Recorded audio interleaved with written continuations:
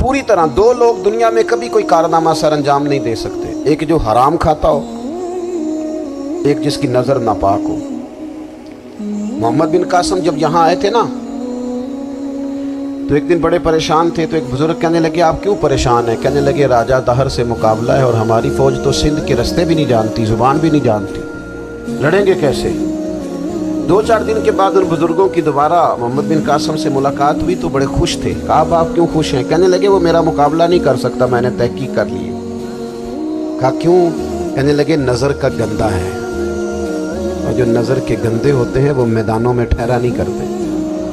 मैदान के लिए निकलने के लिए पाक जवानी की ज़रूरत होती है, ततहीर मिजाज होना ज़रूरी होता है, पाकीज़ा अफकार और सच्ची और सुच्ची सुथरी सोचों का होना ज़रूरी होता है। इसलिए फरमाया कि मेरा मुकाबला नहीं कर सकता। हज़रत अब्दुल्लाह इब्न हुज़ाफ़ा कमरे में थे, तो वज़ीर की बेटी अंदर सजी संवरी पहुंच गई। जैसे ही आपने इस कुफ्र की चाल को देखा तो तयम्मुम करके नफल शुरू किए। वो सारी रात बैठी रही, रब का बंदा सारी रात इबादत करता रहा। इबादत बड़ा सहारा है, मुसल्ला बड़ा सहारा है अल्लाह के बंदों।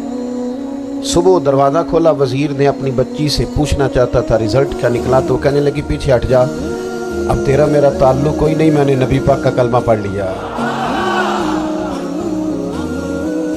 उसने कहा मैंने भी ज़माना देखा है, पर ये क्या लोग हैं, कस्तूरी के बने हुए, संदल से धुले हुए, कि मैं सारी रात कमरे में रही और 100 और 1000 आदमी जिस जवान का मुकाबला ना कर सके, इतना ताकतवर जवान कमरे में रहा और उसने नजर उठा के ना देखा। ओ कच्चा रंगे ललारी वाला जेड़ा चढ़दा ते लैंदा रहिंदा है, ए इश्क तेरे दा रंग मुहम्मद चढ़िया फेर नहीं लैंदा। देखा एक दफा नजर उठा के नहीं देखा, कमाल हो गई। इतने बड़े लोग, इतनी बड़ी सादतमंदी, फिरोज बख्ती, मामला फहमी हद हो गई। अल्लाहु अकबर। दोस्तों, बादशाह जब पूरी तरह हार गया ना, उसने कहा मार दो। तेल गरम किया एक कढ़ाई में, और जब आपको उसमें डालने लगे तो आपकी आंखों में आंसू आ गए। बादशाह का ख्याल हुआ शायद नरम हो गए हैं। कहने लगा रोए क्यों? फरमाने लगे सोचता हूँ जान ही एक है, कितना मज़ा है उसकी राह में जान देने का, कितनी लज्जत है उसके नाम पर मरने में, कितना लुत्फ है। जे तू चढ़िया उत्ते दार भी नहीं, ते जे तू विकया इश्क बाजार भी नहीं, ते एडा सस्ता सौदा प्यार भी नहीं, ते एडा सस्ता लभदा यार भी नहीं। कई जंगल गाने पैंदे नी, कई दोज़ख लंघने पैंदे नी, जे ओ इस मुल्लों भी मिल जावे, एदू सस्ता होर वपार भी नहीं। ते कुछ समझ ना आवे लोकां नूं ओ कादे नाल शहीद करे, डिठी यार दे हथ तलवार भी नहीं, पर ओदा खाली जांदा वार भी नहीं।